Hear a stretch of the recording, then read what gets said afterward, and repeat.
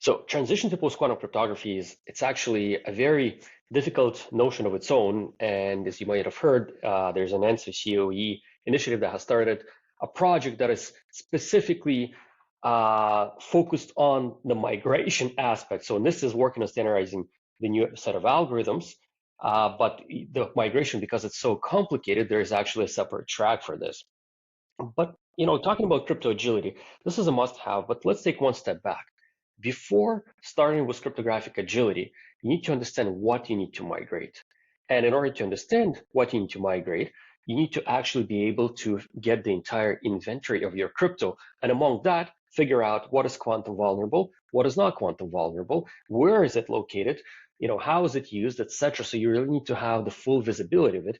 Realistically, you're also going to see a lot of vulnerabilities that are current ones as well. Even if we forget about the quantum computer at the current moment, but the fact is, everything that is vulnerable today is going to be quantum vulnerable tomorrow, as well as a number of other things are going to be quantum vulnerable tomorrow.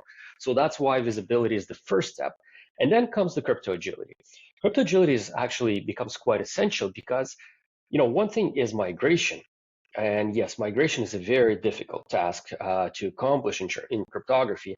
And historically, we are yet to go through the biggest cryptographic migration we've ever seen in history. So we don't even have an idea of how complicated that is. We understand it's going to be complicated, but the real life will show. Because one thing is looking at it from as a cryptographer point of view, which is complicated enough. Now, when it goes down to the engineering teams, to developers, this becomes even a bigger chaos. So realistically, we're yet to see the effect of this, but it's going to be enormous and something that we've never experienced in history yet. And so crypto agility, one thing you need it for is to actually smooth your migration, right? Because you do really need to do this big replacement, and you need to make it as smooth as possible, and prevent the downtimes and make sure that you're able to catch a lot of majority of things that you need to migrate, etc. Second thing is actually it's not going to be a one-step migration. If you notice, NIST has already standardized two algorithms from before. Now there are FIPS documents that are going to be finalized by beginning of 2024 for another three algorithms.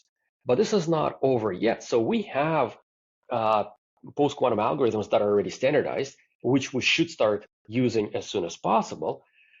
But at the same time, there's actually more candidates in round 4. That means NIST will standardize more algorithms. NIST has started a parallel track, so there's going to be more algorithms. So our PQC migration is not going to be a one-step migration. So imagine if we get through that step somehow without going to crypto agility. Well, we'll have to do the step multiple times, which becomes, we have a very complicated task, which now becomes multiple times more complicated. And thirdly, there is no guarantee that things are not going to change along the way as well. And finally, this is just talking about the migration side. Now let's talk about, the usability side. There's not a common solution that, one fits all in terms of the new set of algorithms that, there's multiple algorithms to use, and depends on your use case, you're going to be using different algorithms. So how would you be able to quickly adapt to which algorithm needs to be used in which case, if sometimes you might need to switch, the algorithms once every second or once every millisecond or once every minute, doesn't really matter, but there's going to be that management of what algorithms gets used in which specific use case, depending on whom you're talking to or what's the applicability of your communication, the current moment, etc. So then using post-quantum cryptography would really need agility to make it, I would say, more usable or more friendly usable in that sense.